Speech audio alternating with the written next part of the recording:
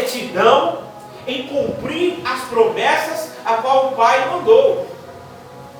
Jesus, com a sua simplicidade, a sua humildade enorme, ele vem ensinando, vem dando testemunho do amor de Deus, um testemunho a qual muitos tinham que dar naquela época e não davam. Jesus vinha ministrando a palavra, e o que eu acho mais lindo e mais bonito em Jesus, que eu não canso nunca em falar e dizer, que hoje o cristão tem que ter, e muitos perderam essa essência, é a simplicidade. Porque quando você tem simplicidade, na simplicidade você carrega o amor. Porque quando você tem o amor no seu coração, você tem o amor na sua mente, o amor constante na sua vida. Além disso, a simplicidade que o amor nos traz.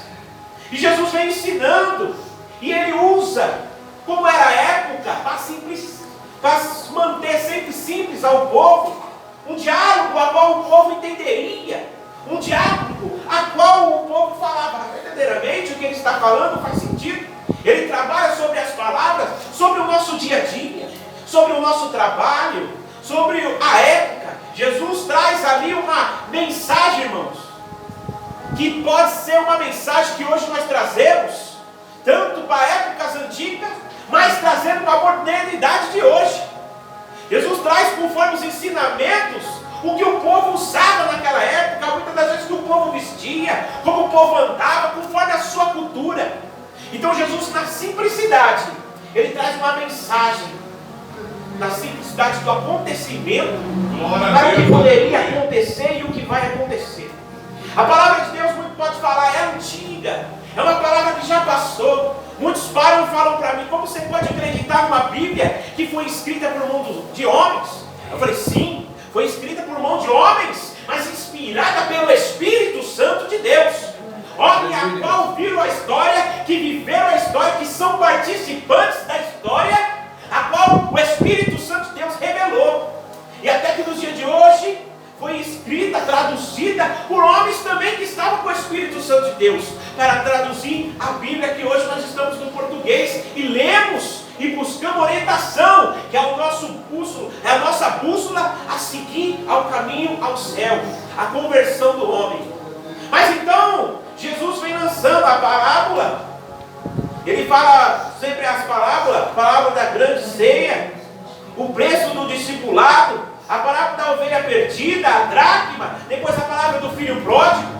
Então Jesus falava de uma maneira que o povo entendia, mas mesmo assim o povo estava cego. E no dia de hoje, amada igreja, tem muitas pessoas no nosso dia cegos, espiritualmente falando, dentro da igreja, pessoas qual nós não sabemos mais quem é irmãos, quem nós podemos dar a paz do Senhor. Porque às vezes nós damos a paz do Senhor, aquele irmão não tem paz, então automaticamente a paz volta para você.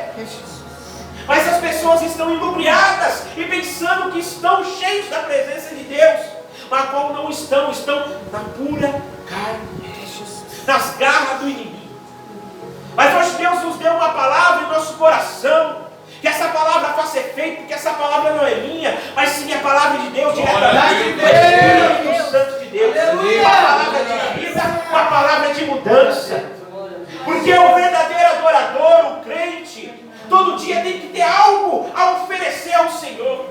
Aleluia. Você já reparou, irmãos, que quando nós louvamos ao Senhor, quando nós engrandecemos ao Senhor, os louvores que mais tocam a nossa vida é quando nós louvamos um louvor que fala, mesmo estando na prova, mesmo estando na luta, eu quero estar perto do Senhor igual que foi louvado agora.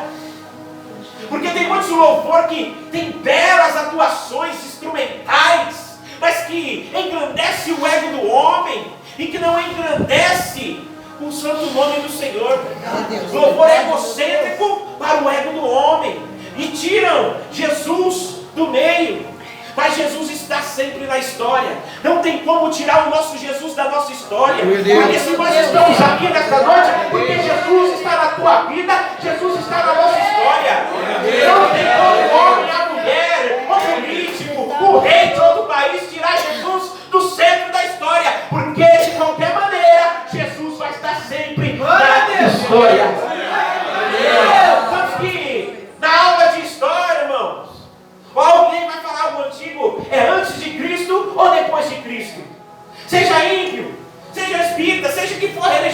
tem que falar antes ou depois de Cristo. Mesmo lá no passado, muitos não acreditando na crucificação, que ele era o Cristo.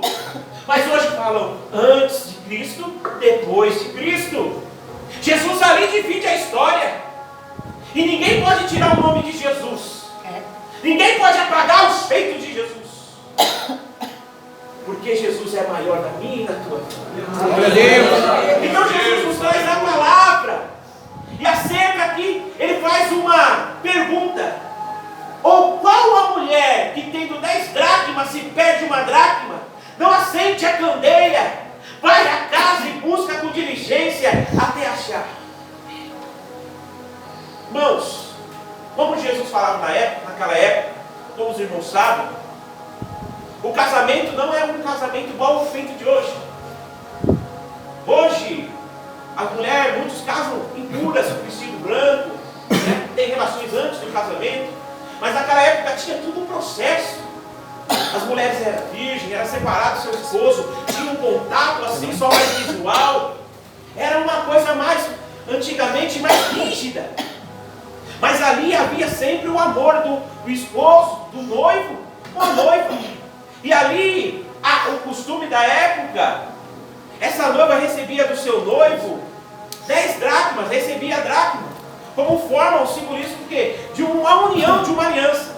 Hoje nós temos a aliança de casado, a aliança de noivo, a aliança de compromisso. Mas ele era umas moedas, 10 dracmas, a qual ela carregava e mostrava, opa, quem via falava, aquela ali está noiva, aquela ali eu não posso nem tentar nada porque ela é noiva. Então era o costume da época, era coisa valiosa. Hoje muitos namoram aqui, compram uma aliança ali no shopping, compram uma aliança ali, e tanto faz, se vai dar certo, se não vai dar. Mas o relacionamento